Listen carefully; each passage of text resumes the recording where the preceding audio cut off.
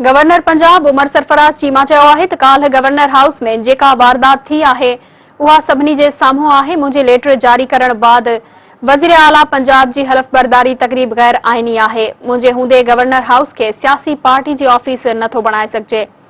लाहौर में press conference कंदे governor Punjab उमर सरफराज चीमा चयो त अदलिया ऐं मीडिया जी आज़ादी लाइ डंडा खाधा ऐं जेलनि में बंदि थियासीं। आउं हिकु आइनी ऑफिस संभालींदो आहियां।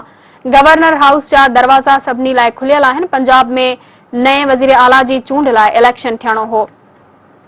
मूंखे उन समूरे अमल जी निगरानी करणी हुई। हुन चयो त वज़ीर आला पंहिंजी इस्तीफ़ा गवर्नर खे ॾियण जो पाबंद आहे। उस्मान पंहिंजी इस्तीफ़ा वज़ीर आज़म खे ॾिनी पर गवर्नर खे न। जेसीं ताईं हिकिड़ो वॾो वज़ीर इस्तीफ़ा नथो ॾिए तेसीं ताईं ॿिए खां हलफ़ नथो खणाए सघिजे। समूरे बहरान जो कारण उस्मान बुज़दार जी इस्तीफ़ा आहे। छा उस्मान बुज़दार जी इस्तीफ़ा आइनी ऐं कानूनी तौर सही हुई? उमर सरफराज चीमा चयो त पुलिस खे गुंडा फोर्स तौर इस्तेमाल कयो थो वञे। असां ॾिसंदा रहूं, इहो नथो थी सघे। गवर्नर हाउस में दिहाड़ी लगाइण न पर जिम्मेवारियूं अदा करे रहियो आहियां। पुलिस एहलकार गवर्नर हाउस जो घेराव करे वेठा हुआ। कंहिं बि अदालती हुकम में नाहे लिखियल त गवर्नर हाउस में हलफ बरदारी थींदी। जाली वॾे वज़ीर खे गैर आइनी तौर ते हलफ खणायो वियो।